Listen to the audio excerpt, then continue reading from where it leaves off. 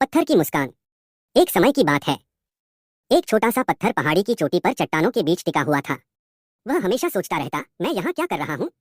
न कोई बात करने वाला, न कोई साथी। बस समय बीतता जा रहा है। एक दिन तेज बारिश और आंधी आई। तूफानी हवा के झोंकों से पत्थर लुढ़कता हुआ नीचे आ गिरा। एक राहगीर उसे देखकर झुंझलाया और गुस्से में पत्थर को और दूर फेंक दिया। अब वह पत्थर एक वीरान रास्ते के किनारे पड़ा था। वह सोचने लगा, काश मैं वहीं पहाड़ पर रहता। अकेलापन तो वहां भी था, लेकिन अपमान तो न था। थोड़ी देर बाद एक किसान वहां से गुजरा। उसके थैले में चावल भरे थे, लेकिन थैला फट चुका था और चावल गिरते जा रहे थे। कुछ दाने पत्थर के पास भी गिर पड़े। पत्थर उदास मन से सोचने लगा, अगर कोई भूखा प्राणी यहाँ आए तो शायद इन दानों से उसका पेट भर जाए। जैसे ही यह विचार उसके मन में आया, कई चींटियां उसकी ओर दौड़ पड़ी और दाने इकट्ठा करने लगीं। पत्थर को पहली बार लगा कि वह भी किसी के काम आ सकता है। चींटियां उससे बातें करने लगीं और पत्थर को भाई कहने लगीं। इसी बीच एक बच्चा खेलने आया और पत्थर को उठा उठाकर उछालने लगा। पत्थर लुढ़कता रहा, चींटियों के दाने बिखर गए।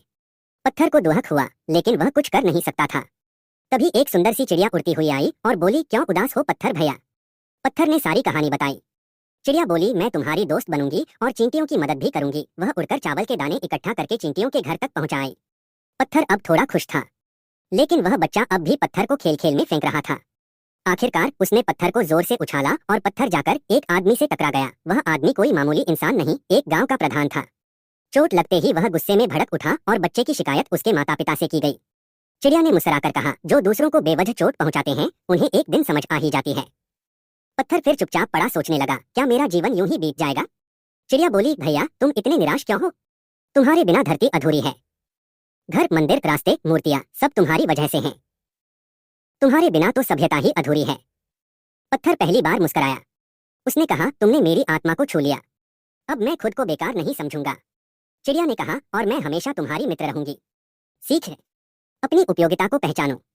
हर किसी का जीवन किसी न किसी रूप में मूल्यवान होता है।